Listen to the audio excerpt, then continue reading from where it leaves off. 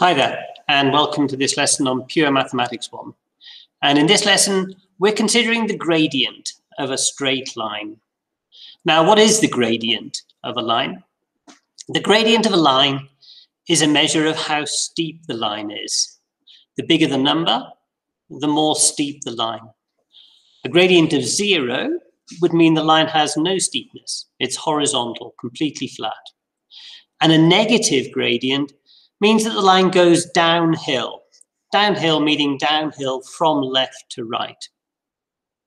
To calculate the gradient, you choose any 2 points on the line and then find the change in the x and y values between those 2 points.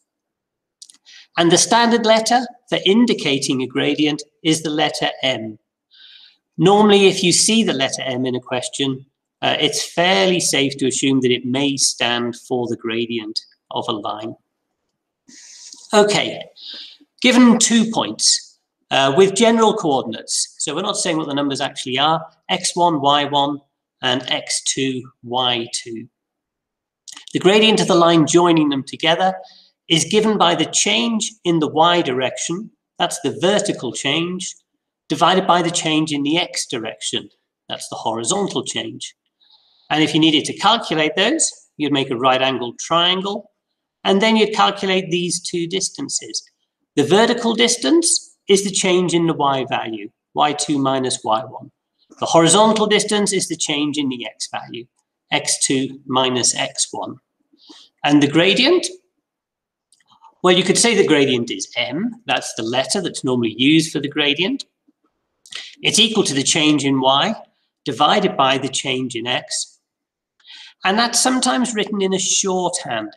The Greek letter there is the Greek letter delta. It's the capital Greek letter D. And delta normally means a change in something. So delta y divided by delta x, you'd read that as saying the change in y divided by the change in x. And that delta y over delta x, the lowercase letter d is used, and you get dy over dx. And dy by dx, that means the gradient of a line. So when we meet differentiation, all of this is leading towards dy by dx, which does also stand for the gradient. And in terms of calculating it, it's y2 take away y1 divided by x2 minus x1. Now, the truth is the order you do it in doesn't matter. So you could do y1 over y2 and divide that by x1 minus x2. What matters is that you do exactly the same order for both the top and the bottom. So you can either do the second point, take away the first point, or the first point, take away the second point. It doesn't matter. It'll give you the same answer either way, but you do have to be consistent. You've got to do the same thing with the x values, same thing with the y values.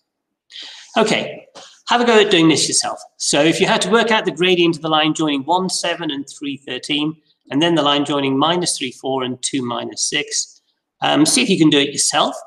The second question, the only thing that's harder is the minuses. You always have to take more care where minuses are concerned. So pause the video, have a go, come back to me when you're ready.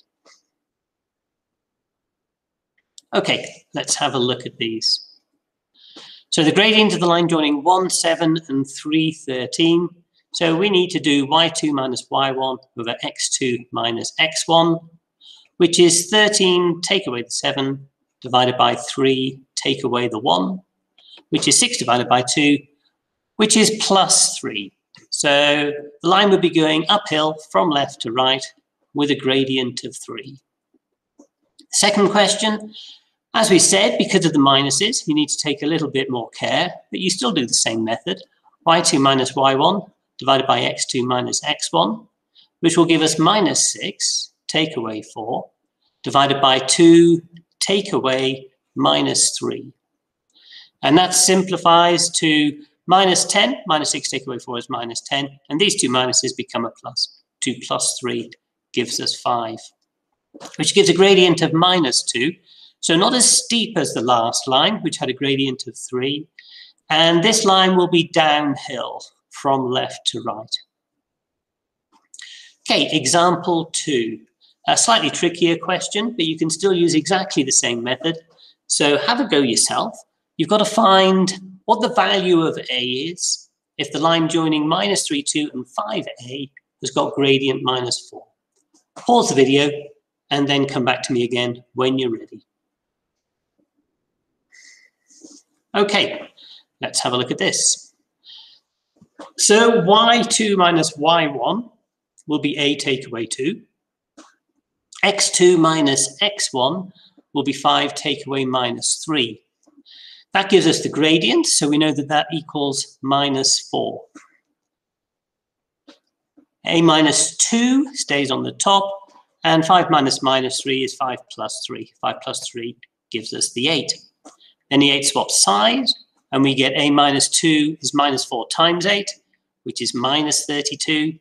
And then the -2 swaps sides, and we get -32 plus 2 if you're adding 2 to both sides.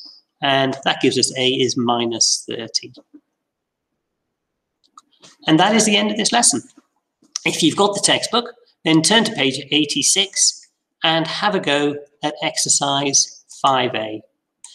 Thank you very much for listening, and cheerio.